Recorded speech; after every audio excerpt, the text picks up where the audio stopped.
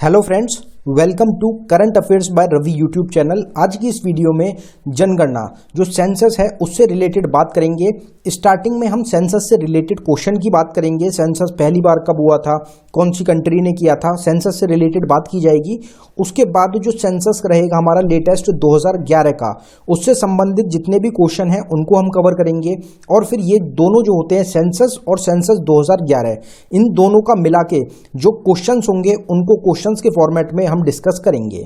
अगर आपको e books bye करनी हो तो ई बुक्स के लिए हमारी वेबसाइट रहेगी ravibookspdf.com, जिस पे आपको टॉपिक की वीडियोस, टॉपिक की ई बुक्स हो जाएंगी, आपको करंट अफेयर्स की ई बुक मिल जाएंगी, किसी भी सब्जेक्ट की ई बुक आपको मिल जाएगी। तो उसके लिए आपको लिंक डिस्क्रिप्शन में मिल जाएगा हमारी वेबसाइट का। आप हमारी वेबसाइट को विजिट कर सकते हैं। उस पर आपको जो भी ई बुक बाय करनी हो उस पर आप क्लिक करके उस ई बुक को बाय कर सकते हैं और डाउनलोड कर सकते हैं अपने सिस्टम में। अगर आपको जो हमारी वीडियो है इसकी पीडीएफ फॉर्मेट चाहिए तो हमारा टेलीग्राम चैनल है, आप उसको ज़रूर ज्वाइन कर लें। तो चलिए वीडियो को स्टार्ट करते हैं। तो भारत की जो जनगणना है 2011 की, उसको शुरुआत करने से पहले भारत में जनगणना से जुड़े कुछ महत्वपूर्ण तथ्य की बात कर लेते हैं। तो भारत में जनगणना की शुरुआत 1872 में लॉर्ड मेयो के कार्यकाल में हुई थी। भारत में नियमित जनगणना की शुरुआत 1881 में लॉर्ड रिपन के कार्यकाल में हुई थी। अब ये जो दोनों हमारे पॉइंट्स हैं, इन दोनों में फर्क क्या है? तो पहली जो भारत में जनगणना हुई वो कब हुई? हमारी 1872 में। अगर आपसे क्वेश्चन पूछा जाए भारत में पहली जनगणना कब हुई तो 1872 में हुई। लेकिन अगर आपसे नियमित शब्द को ऐड कर दिया जाए इसमें, तो नियमित जो करी गई है, जो रेगुलर जनगणना करी गई है भारत में, उसकी शुरुआत की गई है 1881 में। 1881 से लगातार अभी तक जनगणना हमारी हर 10वें साल पे की जाती है। तो नियमित जहां शब्द ऐड हो जाएगा वहां पे आपका आंसर जो होगा वो 1881 हो जाएगा। इन दोनों क्वेश्चंस में काफ़ी ज़्यादा कन्फ्यूजन रहता है, तो दोनों क्वेश्चंस अलग अलग क्वेश्चंस हैं, आपको ये चीज़ ध्यान रखनी है। फिर हमारा अगला पॉइंट है, स्वीडन 1749 में पहली बार आधुनिक विश्व में जनगणना कराने वाला देश रहेगा। तो पहली बार जो जनगणना हुई थी वो कौन से देश ने करी थी? तो वो स्वीडन ने करी थी 1749 में। अमेरिका 1790 में दशकीय जनगणना की शुरुआत करने वाला पहला देश रहेगा। भारत में भी कैसी जनगणना होती है? तो भारत में भी दशकीय जनगणना होती है। दशकीय जनगणना कौन सी होती है? तो जो हर 10वें साल में जनगणना लाई जाती है उसको हम दशकीय जनगणना बोलते हैं। जैसे 2011 में आई, तो अब हमारी जो नेक्स्ट आएगी वो 2021 की रहेगी। तो अमेरिका पहला देश रहेगा दशकीय जनगणना को शुरुआत करने वाला। अमेरिका ने 1790 में जनगणना की शुरुआत करी थी। भारत में जनगणना संगठन की जनगणना संबंधित कार्य और आंकड़ों को प्रस्तुत करता है। तो भारत में जितने भी डाटा रहेंगे, जो आंकड़े रहेंगे, कार्य रहेगा, उससे संबंधित कौन है? तो जनगणना संगठन के द्वारा ही सब चीजें जो हैं ये प्रस्तुत की जाती हैं। स्वतंत्र भारत की पहली जनगणना 1951 में हुई। उस समय जनगणना आयुक्त R.A. गोपाल स्वामी थे। तो आपसे क्वेश्चन पूछा जाता है कि स्वतंत्र भारत की जो पहली जनगणना हुई है 1951 में, उस टाइम पे जो आयुक्त थे, जनगणना आयुक्त थे, उनका क्या नाम है? तो R.A. गोपाल स्वामी इसमें आपका आंसर हो जाएगा। जनगणना संगठन केंद्रीय गृह मंत्री के अधीन कार्यरत होती है, जिसके उच्चतम अधिकारी भारत का महापंजीयक एवं जनगणना आयुक्त होता है। तो यहाँ पे दो चीज़ें बात करी गई है कि जनगणना संगठन जो होता है उसके जो कार्यरत अधिकारी होते हैं, अधीन होता है। किसके अधीन होता है? तो वो गृह मंत्री के अधीन होता है। और दूसरी बात करी गई है, इसका जो उच्चतम अधिकारी होता है वो कौन होता है? तो जनगणना आयुक्त जो होता है वो उच्चतम अधिकारी आपका होता है। आगे बात करते हैं 2011 जनगणना से संबंधित महत्वपूर्ण तथ्य। तो अभी तक हमने सेंसस की बात करी, जनगणना की बात करी, अब हम 2011 की जो जनगणना है उससे संबंधित बात करेंगे। तो ये जो हमारा पहला पॉइंट है ये हमने ऑलरेडी अभी कवर कर लिया। अब 2011 की बात करते हैं। तो 2011 के जनगणना का शुभंकर प्रगरक शिक्षिका थी। आदर्श वाक्य क्या है? इसका मोटो क्या था? 2011 जनगणना का जो मोटो है, आदर्श वाक्य है, वो क्या है? तो हमारी जनगणना हमारा भविष्य, आर सेंसस आर फ्यूचर। 2011 की जनगणना के समय जनगणना आयुक्त कौन थे? तो डॉक्टर C. चंद्रमौली आपके अध्यक्ष रहेंगे, आयुक्त रहेंगे, जनगणना आयुक्त। 2011 की जनगणना की अनुमानित लागत जो थी वो 2200 करोड़ रुपए थी। मतलब अप्रोक्स 2200 करोड़ रुपए का खर्च आया था 2011 की जनगणना में। अगला पॉइंट देखते हैं। तो राष्ट्रीय जनसंख्या नीति 2000 के अनुसार जनसंख्या में करने का लक्ष्य 2045 से बढ़ाकर 2070 कर दिया गया है। जो जनगणना में स्थिरता प्राप्त करने का लक्ष्य पहले रखा गया था वो 2045 रखा गया था, लेकिन अब उसको बढ़ाकर 2070 कर दिया गया है। 2001 से 2011 के बीच भारत की जनसंख्या की दशकीय वृद्धि 17.7% रही। तो जो 2001 से लेके 2011 मतलब इन 10 सालों में जो वृद्धि हुई है, दशकीय वृद्धि हुई है, वो कितनी हुई है? तो वो 17.7% रही है। 1911 से 1921 के दौरान भारत में जनसंख्या की दशकीय वृद्धि ऋणात्मक हो गई, मतलब माइनस में चली गई, घटी है। और यह भारत की जनगणना के इतिहास में पहली बार हुआ, जिस कारण 1921 को महान विभाजक वर्ष, year of the great divide कहा जाता है। तो इसमें घटी थी 1911 से लेकर 1921 के बीच में जो दशकीय वृद्धि थी वो हमारी घटी थी, तो इसलिए इसको क्या बोला जाता है? महान विभाजक वर्ष। फिर 2011 की जनगणना जो है जनसंख्या उससे संबंधित बात करते हैं। तो 2011 की जनगणना के अनुसार भारत की कुल जनसंख्या कितनी है? तो 121 करोड़ 8,54,977 ये टोटल जनसंख्या है 2011 जनगणना के अनुसार, जो कि विश्व की कुल जनसंख्या का 17.5% रहेगा। 2011 की जनगणना के अनुसार पुरुष 51.47% तथा महिलाएं 48.53% रहेंगी। तो महिलाएं कितनी हैं भारत में जनगणना के अनुसार 2011 48.53% और पुरुष कितने हैं? तो 51.47%। 2011 की जनगणना के अनुसार देश की कुल जनसंख्या में शहरी जनसंख्या 31.2% मतलब 31.2% तो शहरी लोग हैं, जबकि जो ग्रामीण जनसंख्या है वो कितनी है? तो 68.8% जो हमारी ग्रामीण है, गांव में रहने वाली जनसंख्या रहेगी। 2011 की जनगणना के अनुसार सर्वाधिक जनसंख्या वाला राज्य उत्तर प्रदेश रहेगा। उत्तर प्रदेश की जनसंख्या 20 करोड़ है 2011 जनगणना के अनुसार, एवं न्यूनतम जनसंख्या वाला राज्य सिक्किम रहेगा। सिक्किम जो है वो उसकी सबसे कम जनसंख्या रहेगी 2011 जनगणना के अनुसार। कितनी रहेगी? करीब 6 लाख लोगों की जनसंख्या है सिक्किम में, जो कि इसको सबसे न्यूनतम जनसंख्या वाला राज्य बनाती है। अब यहाँ पे कुछ पॉइंट्स की बात कर लेते हैं। अगर सर्वाधिक जनसंख्या वाले राज्य की बात करी जाए तो 2 राज्यों को यहाँ पे कवर करा है हमने। पहले नंबर पे उत्तर प्रदेश रहेगा हमारा 20 करोड़ आबादी के साथ, जनसंख्या के साथ। दूसरे नंबर की सबसे बड़ी जनसंख्या वाला राज्य हमारा महाराष्ट्र है 11 करोड़ के साथ। अगर न्यूनतम की बात करी जाए तो न्यूनतम जनसंख्या वाले जो 2 राज्य हैं वो कौन कौन से हैं? तो पहले नंबर पे सिक्किम है, सिक्किम की सबसे कम जनसंख्या है 6 लाख रहेगी। और दूसरे नंबर पे मिजोरम रहेगा, मिजोरम की दूसरे नंबर पे सबसे कम जनसंख्या है जो कि है करीब 10 लाख। 2011 की जनगणना के अनुसार सर्वाधिक जनसंख्या वाला केंद्र शासित प्रदेश दिल्ली रहेगा। न्यूनतम जनसंख्या वाला केंद्र शासित प्रदेश है हमारा लक्षद्वीप। 2011 की जनगणना दशकीय जनसंख्या वृद्धि दर, तो 10 साल में जो वृद्धि हुई है, वृद्धि दर है, उसकी यहां पे बात करेंगे हम। तो 2011 की जनगणना के अनुसार सर्वाधिक दशकीय जनसंख्या वृद्धि वाला राज्य मेघालय रहेगा 27.95% के साथ, एवं न्यूनतम दशकीय वृद्धि वाला राज्य नागालैंड हमारा हो जाएगा। मतलब 10 साल के अंदर अंदर जो सबसे ज्यादा जनसंख्या बढ़ी है वो हमारी बढ़ी है मेघालय में, और 10 साल के अंदर अंदर जो सबसे कम जनसंख्या बढ़ी है वो हमारी बढ़ी है नागालैंड की। नागालैंड की जनसंख्या बढ़ने की बजाय 0.6% कम हो गई है। 2011 की जनगणना के अनुसार सर्वाधिक दशकीय जनसंख्या वृद्धि वाला केंद्र शासित प्रदेश दादर एवं नागर हवेली है, जिसमें 55.9% की वृद्धि हुई है, एवं न्यूनतम दशकीय वृद्धि वाला केंद्र शासित प्रदेश है लक्षद्वीप, जिसमें 6.3% की वृद्धि देखने को मिली है। तो केंद्र शासित प्रदेश में जो दशकीय सबसे ज्यादा जो जनसंख्या बढ़ी है वो बढ़ी है हमारे कौन से में? दादर एवं नागर हवेली में, और जो सबसे कम बढ़ी है वो बढ़ी है हमारी लक्षद्वीप में। अगर यहां पे बात करी जाए जो हमारा पॉइंट है उसकी ही हम बात कर लें अगर, तो जो सर्वाधिक दशकीय जनसंख्या वृद्धि दर है उसमें 2 राज्य कौन से हैं? तो हमने पहला तो मेघालय पढ़ लिया 27.95% के साथ। दूसरा कौन सा है? तो दूसरा है अरुणाचल प्रदेश 26% के साथ। अगर न्यूनतम दक्षीय जनसंख्या वृद्धि वाली बात हम करें तो इसमें नागालैंड में सबसे कम वृद्धि हुई है पिछले 10 सालों में, जो कि कम हुई है आपकी 0.6%, और दूसरे नंबर पे केरला रहेगा 4.9% के साथ। 2011 की जनगणना जनसंख्या घनत्व, घनत्व को क्या बोलते हैं तो डेंसिटी को घनत्व बोला जाता है हिंदी में।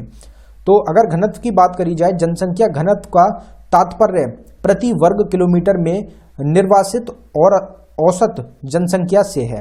तो अगर बात करी जाए कि जो घनत्व होता है, जनसंख्या घनत्व होता है, वो होता क्या है, तो 1 किलोमीटर में, प्रति वर्ग किलोमीटर में जितने लोग रहते हैं, निवास कर रहे हैं, उसको कहा जाता है जनसंख्या घनत्व। 1 किलोमीटर में जो लोग रह रहे हैं उनको जनसंख्या घनत्व के नाम से जाना जाता है। अगला पॉइंट है हमारा 2011 की जनगणना के अनुसार भारत का जनसंख्या घनत्व 382 व्यक्ति प्रति वर्ग किलोमीटर है।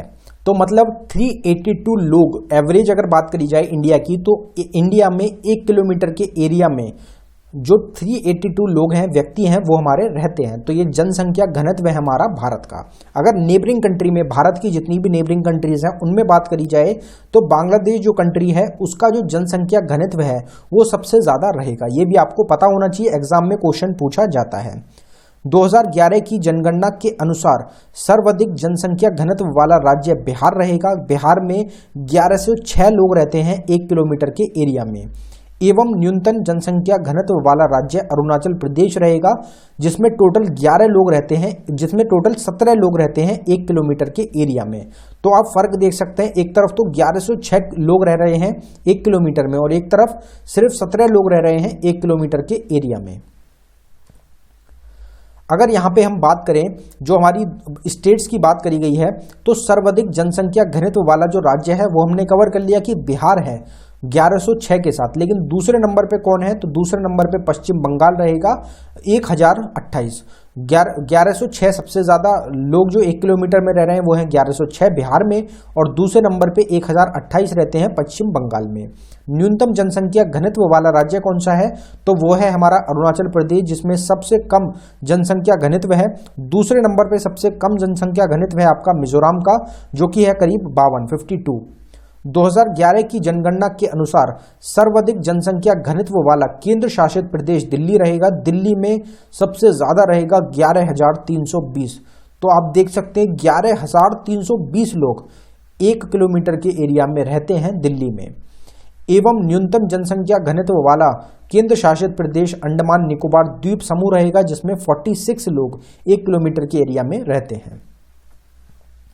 2011 की जनगणना लिंग अनुपात सेक्स रेशियो, तो सेक्स रेशियो जो है उससे रिलेटेड बात करते हैं। तो प्रति 1000 पुरुषों की तुलना में स्त्रियों की जनसंख्या को लिंग अनुपात कहा जाता है। तो 1000 पुरुष जो हैं उनकी तुलना में कितनी स्त्रियां हैं उसको बोला जाता है सेक्स रेशियो, लिंग अनुपात। लिंग अनुपात को हम कैसे नापते हैं, तो जो स्त्रियों की संख्या है उसको डिवाइड करेंगे हम पुरुषों की संख्या से, जो रिजल्ट आएगा उसको मल्टीप्लाई करेंगे 1000 से, तो उसको हम क्या बोलते हैं, लिंग अनुपात। भारत का लिंग अनुपात कितना है, तो वो 943 रहेगा। मतलब 1000 पुरुषों की तुलना में 943 स्त्रियां जो हैं वो हमारी रहेंगी। 2011 की जनगणना के अनुसार सर्वाधिक लिंग अनुपात वाला राज्य केरला रहेगा। केरला में 1000 पुरुषों पे 1084 महिलाएं रहेंगी। और सबसे न्यूनतम लिंग अनुपात वाला राज्य कौन सा है, तो वो हरियाणा रहेगा। हरियाणा में 1000 पुरुषों पे 879 ही महिलाएं रहेंगी। अगर यहाँ पे कुछ पॉइंट्स की बात करी जाए जो हमारी स्टेट्स हैं, जैसे लिंग अनुपात में जो सर्वाधिक लिंग अनुपात है वो केरला का है 1084। दूसरे नंबर पे सर्वाधिक लिंग अनुपात कौन सी स्टेट का है, तो वो तमिलनाडु का रहेगा 996। मतलब 1000 पुरुषों पे 996 महिलाएं हैं तमिलनाडु में। न्यूनतम लिंग अनुपात वाला राज्य कौन सा है, तो वो हरियाणा है 879 के साथ। और दूसरे नंबर पे सबसे कम जो लिंग अनुपात है वो जम्मू कश्मीर का रहेगा 889।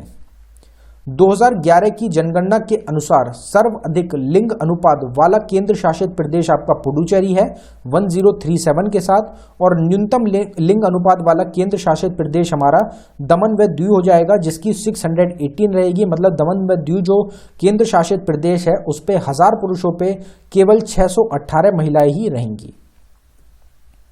2011 की जनगणना शिशु लिंग अनुपात 0 से 6 वर्ष।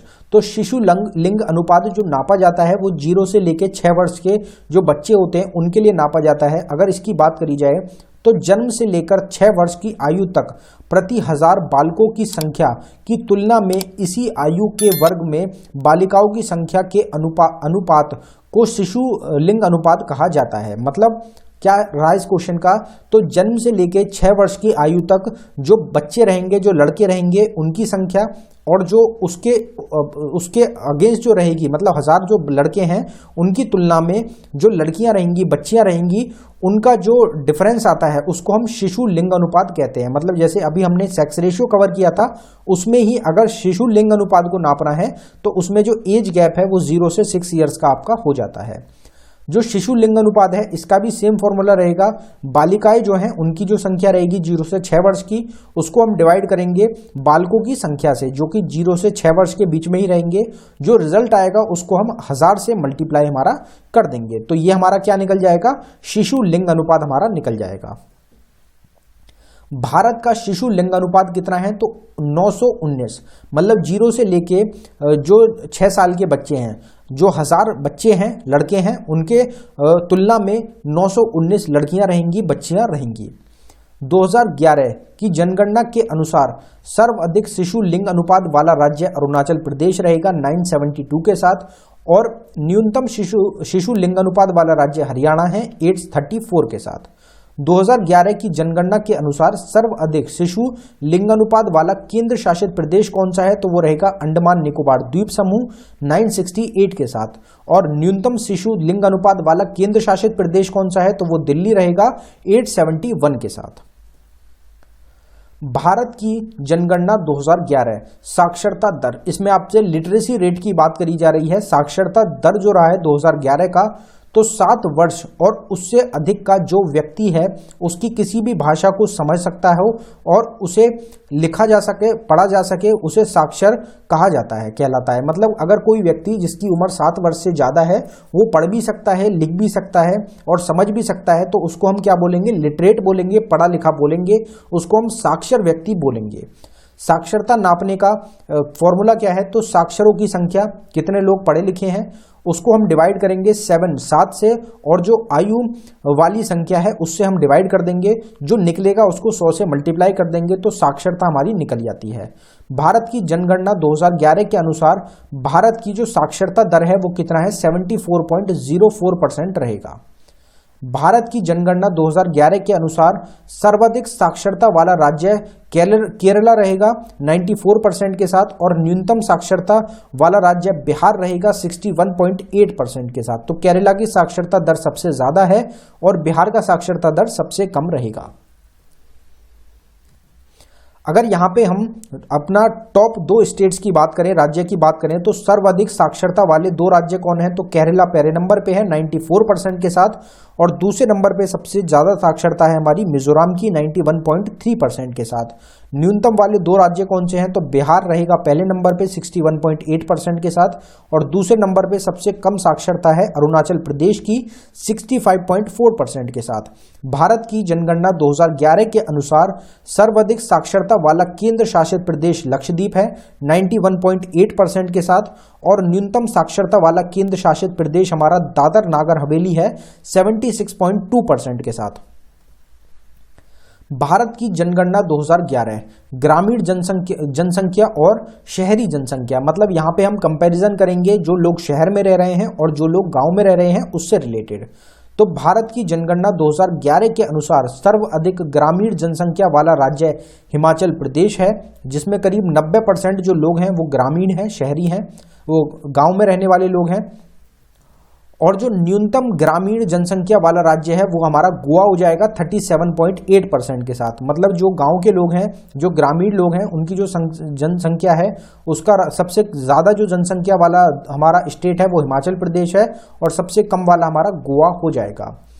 भारत की जनगणना 2011 के अनुसार सर्वाधिक शहरी जनसंख्या वाला राज्य गोवा रहेगा 62.2% के साथ, और न्यूनतम शहरी जनसंख्या वाला राज्य हिमाचल प्रदेश है 10% के साथ। भारत की जनगणना 2011 के अनुसार सर्वाधिक शहरी जनसंख्या वाला केंद्र शासित प्रदेश दिल्ली रहेगा, जिसमें सबसे ज्यादा शहरी लोग रहते हैं वो दिल्ली है। 97.5% शहरी लोग रहते हैं दिल्ली में। और न्यूनतम शहरी जनसंख्या वाला जो केंद्र शासित प्रदेश है वो अंडमान निकोबार द्वीप रहेगा, जिसमें 37.7% जो लोग हैं वो हमारे क्या रहते हैं, वो हमारे शहरी लोग रहते हैं।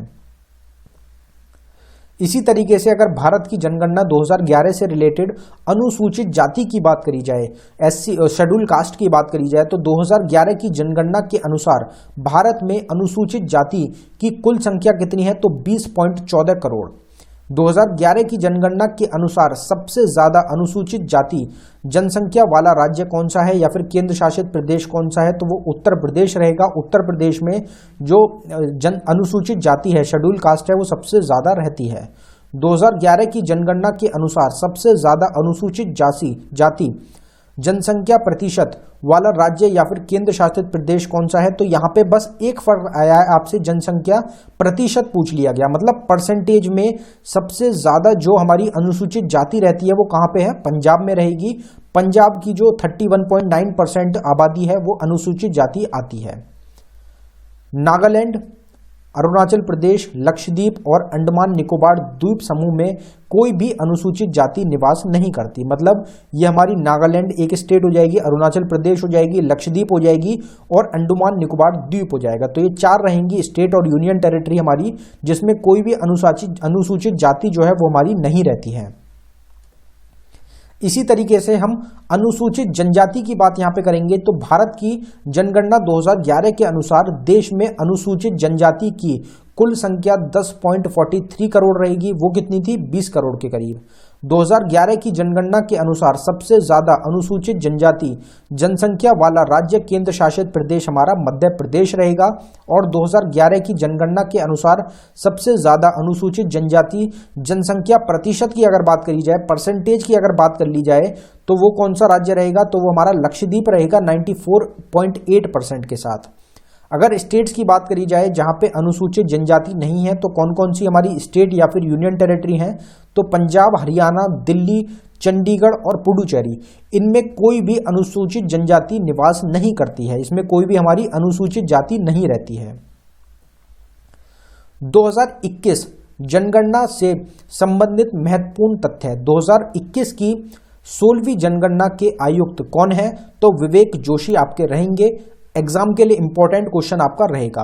आदर्श वाक्य क्या है, इसका मोटो क्या था, तो जन भागीदार से जन कल्याण, ये मोटो था, ये आपका आदर्श वाक्य है 2021 के जनगणना का। 2021 की जनगणना भारत में पहली बार डिजिटल जनगणना होगी। तो 2000 अब चल रहा है हमारा 2023, तो 2021 की जो जनगणना है वो अभी तक नहीं लाई गई है, क्योंकि कोरोना वायरस की वजह से इस पे भी इम्पैक्ट पड़ा है। अभी जल्दी आपको 2021 की जनगणना भी प्रोवाइड कराई जाएगी। अभी तक हमने जो थ्योरेटिकल फॉर्मेट था सेंसस का, जनगणना का और जनगणना 2011 का, उसको पूरी डिटेल में कवर कर लिया। अब ये जो हमने डिटेल कवर करी है अभी तक, उनको क्वेश्चंस के माध्यम से, एमसीक्यू के माध्यम से उनको कवर करते हैं। तो यहाँ पे सेंसस जो है हमारी जनगणना जो है उससे रिलेटेड क्वेश्चंस की बात करते हुए चलेंगे। तो जनगणना 2011 के अनुसार किस राज्य की जनगणना वृद्धि दर सबसे अधिक रहा है, तो इसमें हमारा करेक्ट आंसर रहेगा मेघालय। मेघालय का जो जनसंख्या वृद्धि दर है वो सबसे अधिक रहा है, सबसे ज्यादा रहा है। जनगणना 2011 के अनुसार किस संघ शासित प्रदेश की जनसंख्या वृद्धि दर सबसे कम रहा है, तो कौन सा केंद्र शासित प्रदेश है जिसकी जनसंख्या वृद्धि दर सबसे कम है, तो हमारा आंसर हो जाएगा लक्षद्वीप की। लक्षद्वीप की जनसंख्या वृद्धि दर सभी केंद्र शासित प्रदेशों में सबसे कम रहेगी, जो कि है 6.30%। जनगणना 2011 के अनुसार भारत में कितने जिले शामिल हैं, तो जनगणना 2011 के में जो कितने जिले थे भारत में, तो हमारा आंसर हो जाएगा 640। 640 जिले रहेंगे भारत में 2011 जनगणना के अनुसार। सर्वाधिक जनगणना वाला जिला कौन सा है, तो वो थाने रहेगा महाराष्ट्र का। और न्यूनतम जनगणना वाला जिला कौन सा है, तो वो दिबांग वैली है अरुणाचल प्रदेश स्टेट की। भारत की 2011 की जनगणना के अनुसार डैश और उससे अधिक आयु का व्यक्ति जो किसी भी भाषा में समझ के साथ पढ़ और लिख सकता है तो वो साक्षर माना जाता है। तो इसमें हमारा आंसर हो जाएगा 7। अभी हमने कवर करा था कि कोई भी व्यक्ति अगर 7 साल की उम्र से ज़्यादा है, वो पढ़ भी सकता है, लिख भी सकता है और समझ भी सकता है, तो हम उसको क्या बोलेंगे? साक्षर बोलेंगे, पढ़ा लिखा व्यक्ति बोलेंगे, लिटरेट बोलेंगे। 2011 की जनगणना के अनुसार भारत में मुसलमान लोगों का कुल प्रतिशत कितना है? तो इसमें हमारा करेक्ट आंसर होगा 14.2%। 14.2% टोटल कितनी आबादी है मुस्लिम की। 2021 की जनगणना कितनी भाषा में होगी? 2021 की जो रिलीज होनी है वो कितनी भाषाओं में है? तो वो 16 भाषाओं में होगी। निम्नलिखित में से किस जनगणना के वर्षों को भारत के जनसांख्यिकी इतिहास में ग्रेट डिवाइड के रूप में जाना जाता है? तो हमारा आंसर हो जाएगा 1921, क्योंकि इसमें माइनस में गया था तो हम इसको क्या बोलते हैं? ग्रेट डिवाइड के नाम से भी इसको जाना जाता है। जनगणना वर्ष 2011 में भारत की कुल जनसंख्या 121 करोड़ में नागरिकरण का स्तर क्या है? तो हमारा आंसर हो जाएगा 31.15%। तो नागरिकरण मतलब जो नगर में रहने वाले लोग हैं वो 31.15% रहेंगे 121 करोड़ लोगों की जनसंख्या में। जो प्रतिशत है वो 31.15% रहेगा। भारत की जनगणना 2011 के अनुसार हिंदी के बाद निम्नलिखित में से कौन सी भाषा भारत में सबसे अधिक लोग द्वारा बोली जाती है? तो हमारा आंसर हो जाएगा बंगाली। तो हिंदी के बाद बंगाली जो भाषा है वो सबसे ज़्यादा बोली जाती है भारत में।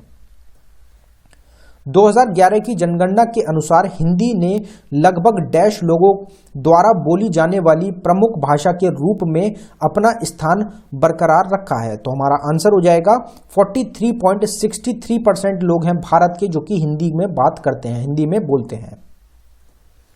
2011 की जनगणना के अनुसार मध्य प्रदेश के भौगोलिक क्षेत्र का कितना प्रतिशत वन क्षेत्र है? तो जो मध्य प्रदेश का एरिया है वो टोटल एरिया का कितना प्रतिशत एरिया जो है वो हमारा क्या रहेगा? फॉरेस्ट एरिया है, वन क्षेत्र है। तो हमारा आंसर हो जाएगा 30.72। तो 30.72 जो प्रतिशत हमारा वन क्षेत्र है, भौगोलिक क्षेत्र जो रहेगा मध्य प्रदेश स्टेट का। भारत की जनगणना 2011 के अनुसार ग्रामीण क्षेत्रों में रहने वाले लोगों की संख्या निम्नलिखित में से किस राज्य में सबसे अधिक है?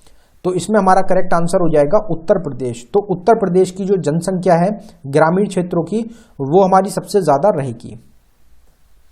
2011 की जनगणना के अंतिम जनसंख्या योग के अनुसार भारत में देश की कुल बाल जनसंख्या में ग्रामीण बाल जनसंख्या का प्रतिशत कितना है? तो हमारा आंसर हो जाएगा 74.05%। 2011 की जनगणना के अनुसार भारत के किस राज्य में जनसंख्या में सबसे ज्यादा वृद्धि प्रतिशत दर्ज किया गया है? तो हमारा आंसर हो जाएगा बिहार की जनसंख्या में। 2011 की जनगणना के अनुसार भारत में निम्नलिखित राज्य में से सबसे अधिक जनसंख्या घनत्व वाला राज्य कौन सा है? तो हमारा आंसर हो जाएगा बिहार। बिहार में जो जनसंख्या घनत्व है वो कितना था? हमने कवर करा था, 1100 करीब रहेगा बिहार में। अगर यहाँ पे बात करी जाए कि भारत का जो टोटल जनसंख्या घनत्व है वो कितना है, तो 382 व्यक्ति रहेगा पर वर्ग किलोमीटर।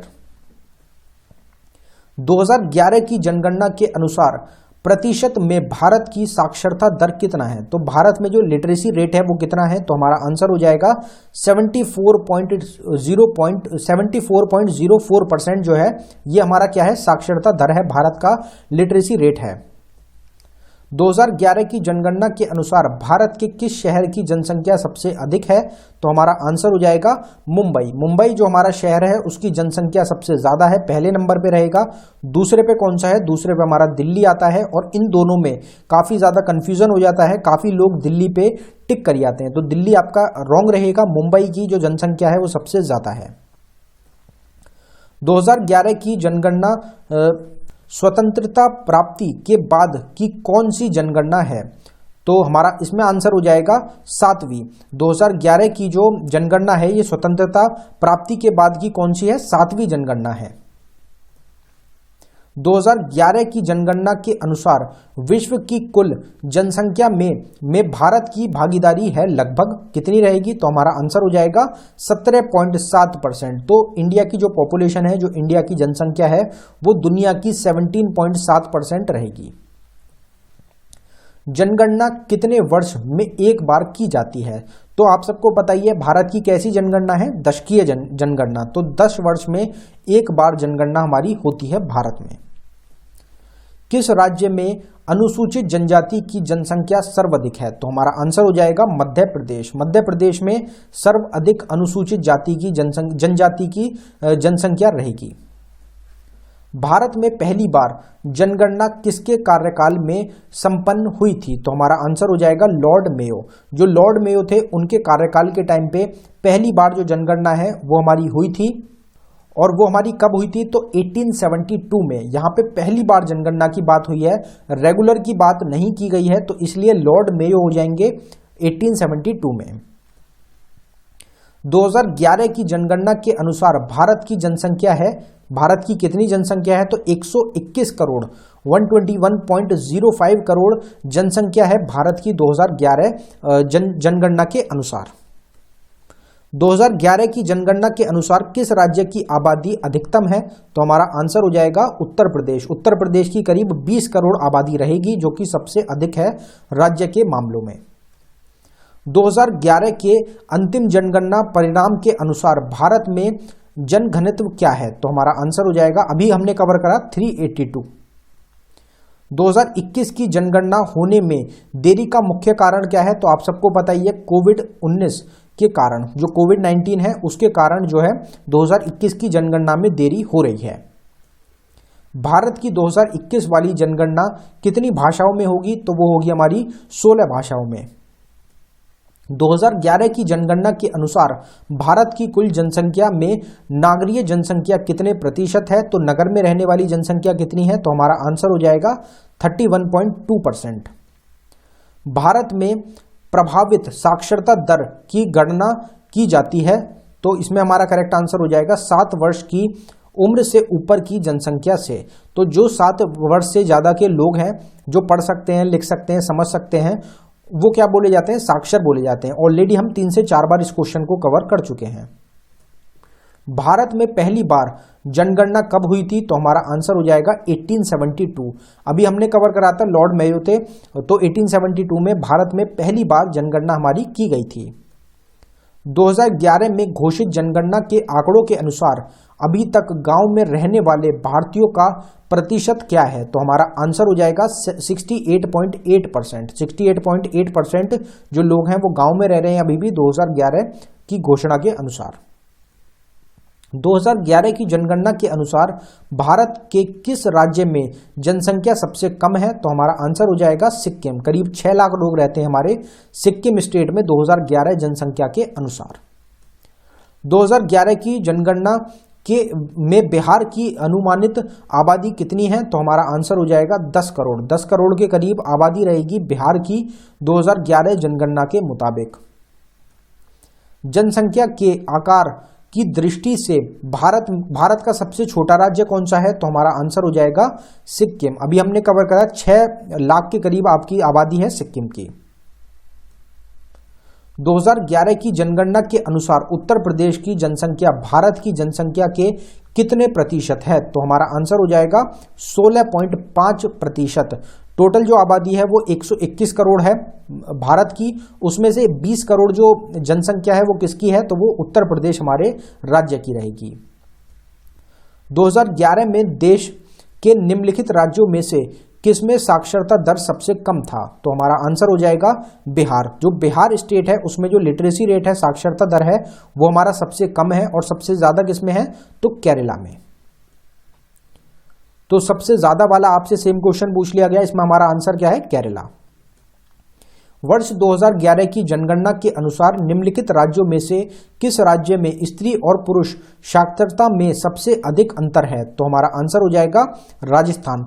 तो राजस्थान में जो आपके मेल पढ़े, जो आदमी पढ़े हुए हैं, पुरुष पढ़े लिखे हैं, और जो महिलाएं पढ़ी लिखी हैं, उनमें जो डिफरेंस है वो सबसे ज्यादा है।